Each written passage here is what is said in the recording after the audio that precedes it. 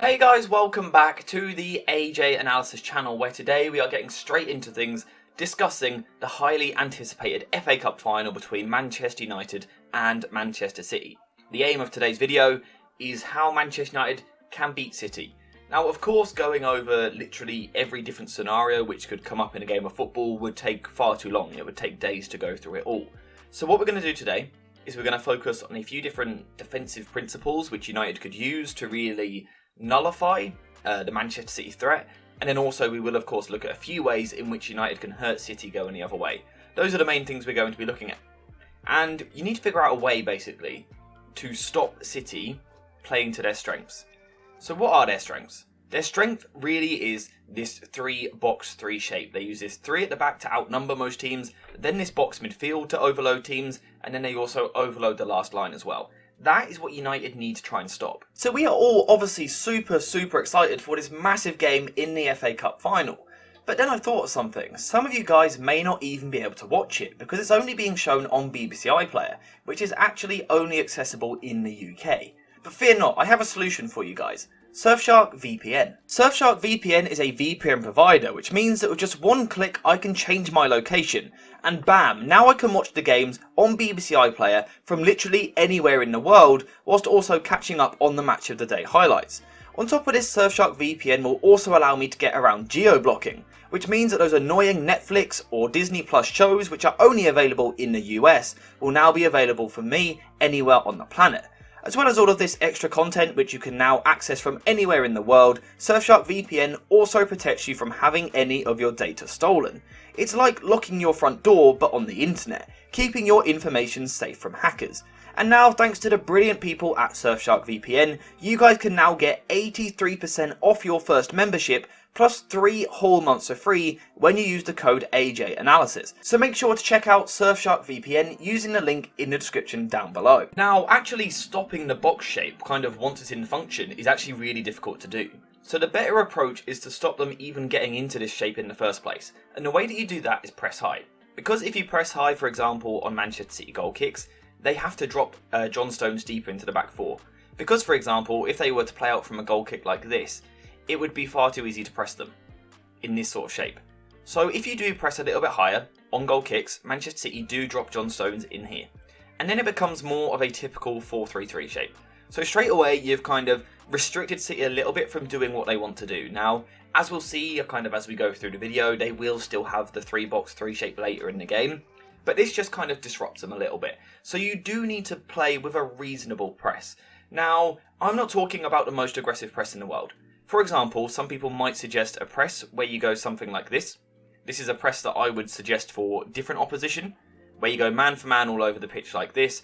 But I wouldn't recommend it against Manchester City, because Ederson is too good at passing along, going up to Haaland, who knocks the ball down, and then De Bruyne and Gundogan are really good on the second ball. So I wouldn't go with that sort of aggressive press from United. However, it is still important that they apply pressure to the ball to stop City playing in the way that they want to.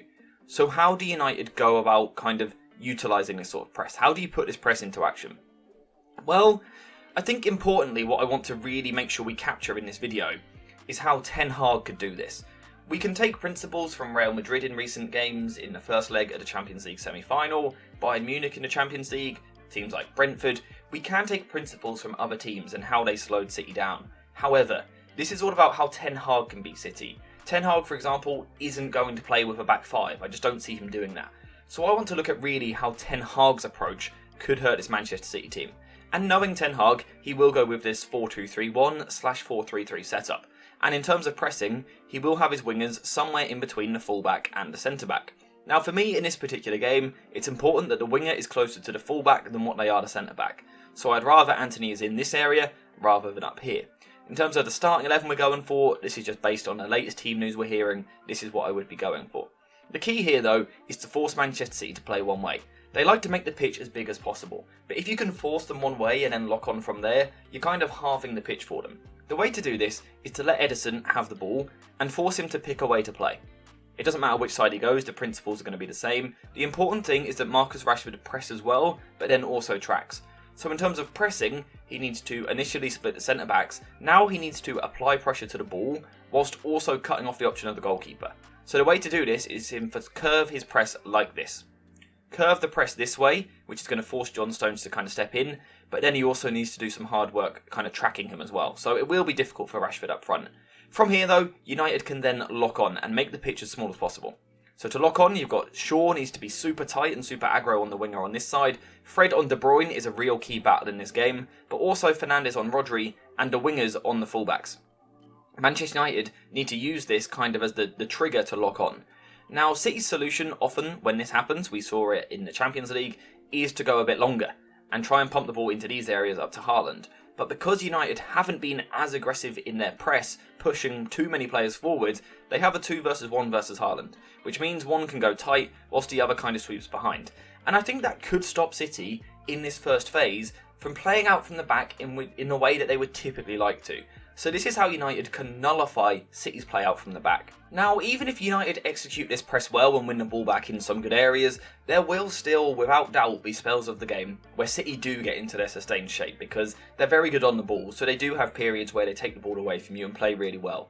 So whilst the press might work, City will have spells in this 3-box-3 shape. So the question from here is, how do you then approach this? Well, now you're looking at going more from a high press previously to more of a mid-block. And again, the whole aim is stop City overloading certain areas of the pitch. The key area they want to overload is the midfield with this box. The way that United can counter this though, is by playing with an extremely narrow 4-2-3-1, moving Antony and Sancho extremely narrow off the ball, a job which we know both of them are quite capable of doing. And this is why I would go for Sancho on the left hand side as opposed to Marcus Rashford, because I think Sancho's a bit better defensively. But the idea here is that we are now overloading this central area. We've seen other teams do it, Bayern have done this in spells, Real Madrid done it in spells. You can hurt City in this way. Now of course the kind of fear with this is that you are leaving Marcus Rashford isolated in a 3 versus 1 up here, which means someone like Akanji can step forward with the ball. However, this is the trigger for the near side winger like Antony to step out across, Fernandes to cover onto Rodri, and then the far side winger to also step inside onto the other side of the double pivot. So now what United have done is they've kind of forced Manchester City one way once again, but they're applying pressure to the ball, they have everyone else man-marked all over the pitch, and you are still 2 versus 1 versus Haaland, which is vitally important. Of course it can happen the other way around as well. For example, Kyle Walker could step forward with the ball. This means that Sancho needs to come across and track him, Bruno Fernandes needs to shift onto Stones, and Antony from the other side come inside onto Rodri. Fred, for example, then needs to be tight on De Bruyne, Shaw on Bernardo Silva, but again, you can nullify Manchester City's shape in this way. Now, once again, even if you nullify City really well in that way, there will still be spells where they move the ball forward, because again, they are super impressive, you have to be perfect to stop them, if you're not, they will move the ball forward. So there will be situations when they get into their attacking shape, which will resemble a 3-2-5 like this, with De Bruyne and Gundogan pushing up into the half spaces. So again, United need to find a way to stop City using their usually really good overloads. Where is the overload here? It's the front 5 of Bernardo Silva, De Bruyne, Haaland, Gundogan and Grealish up against the Manchester United back 4. So the key here is that United need to drop someone into the defence. And this is where for me, Fernandes, Fred and Casemiro are super important. Fred needs to follow Kevin De Bruyne. If De Bruyne is going to make the run into this channel, Fred needs to follow him. And from a physical point of view, I think he can match him.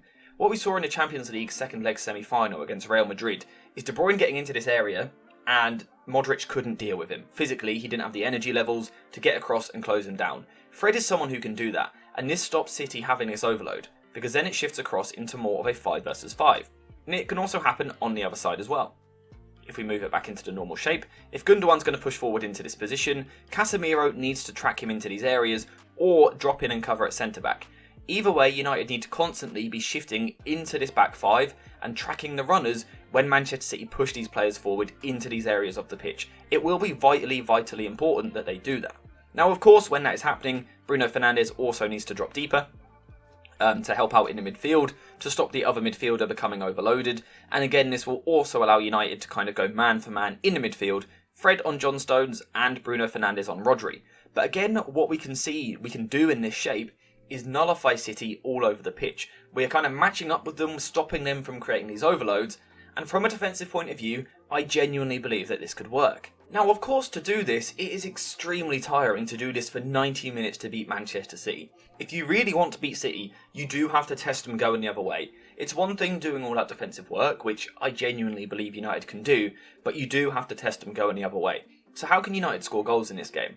Well, one way is in the transition. However, the transition is different to perhaps what we would have suggested in the past.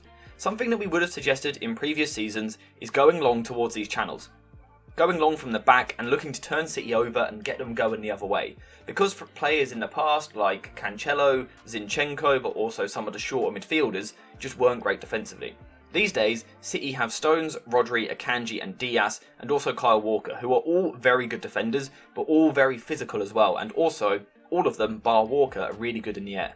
So if United go long, it won't work. Instead, what United need to do is try and get City to play into this area, into this central area, where we've already seen United might be able to turn over the ball. From here, the midfielders, they have to be right on it. Fred Casemiro and also Bruno Fernandes, but also Jadon Sancho and Antony, they need to be on it. They need to win their duels and nick the ball in this area, because this is the major City weakness. As John Stones steps forward from playing a centre-back position initially, with Diaz at left centre-back, as John Stones steps forward into this position and Diaz moves across, this is where the gaps open up, either side of Ruben Diaz. Especially sort of the longer that City have the ball, because the longer they have it, the more they split these wider centre-backs. What we can see is that this opens up two very nice channels of space between Walker and Diaz, and between Diaz and Akanji.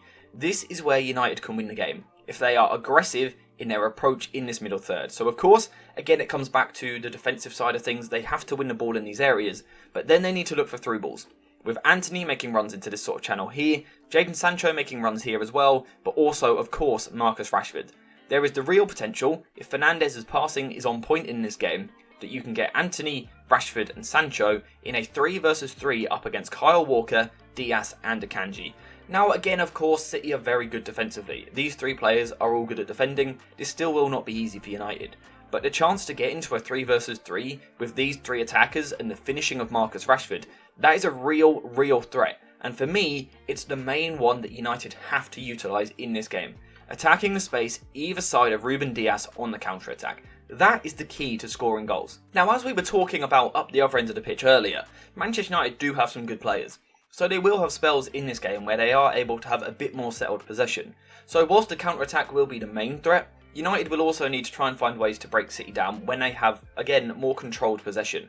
And City will likely defend in a 4-4-2, with De Bruyne playing alongside Haaland. So what shape should United use to try and maximise their chance? Well, for me, I think the idea is to move into a back three, with Luke Shaw, Lindelof and Raphael Varane. With the whole idea here being that we are outnumbering the front two, making it much more difficult for them to press. So that's kind of the first box ticked. Then we need to overload the middle of the pitch. And I think the best way to do this in this particular game is to go for a sort of diamond shape in the midfield. Either with Wan-Bissaka tucking in, or maybe Bruno Fernandes dropping deeper, Antony inside. Of course, rotations will always occur in these games. But the idea should be to go for something like this. So you can have this 3 versus 2 on the first line, or even the 4 versus 2 if you join Casemiro as well. But then also to 4 versus 2 the central midfielders, because Grealish and Bernardo Silva are unlikely to come super narrow to defend, simply because Pep Guardiola doesn't really ask that of his side. So there is the potential to create this kind of diamond in midfield to attack this 2, and then that means you can get towards the last line and attack, get at Manchester City, where again United have a 5 versus 4 up against the last line. And, of course, in a 5 versus 4, when you've got quality players like Marcus Rashford in your team, you can really hurt Manchester City. Now, do I think we are likely to see this a lot during the game? Probably not, because City will control the ball. But again, this is just a way in which United can hurt Manchester City. But for me, the focus for Ten Hag should be on more of the defensive side of the game, applying that press initially, then dropping into the mid-block where you need to, and then also the low block, with always that focus on the counter-attack. Not with long balls over the top, but with through balls through the centre. Whilst Rodri, Stones, Diaz are all very big and strong and physical, they aren't the most nimble, so runners in midfield, but also runners either side of Diaz could really be the key to Manchester United winning this FA Cup final. So, Manchester United fans, yes, be a little bit afraid going into this game, absolutely, it's a huge game, but genuinely, I believe that Manchester United can win this game. Let me know if you guys do as well. Let me know in the comments down below your predictions in terms of starting 11, in terms of the final result, but also in terms of the goal scorers, and maybe even man of the match. Also, subscribe to the channel before you leave as well.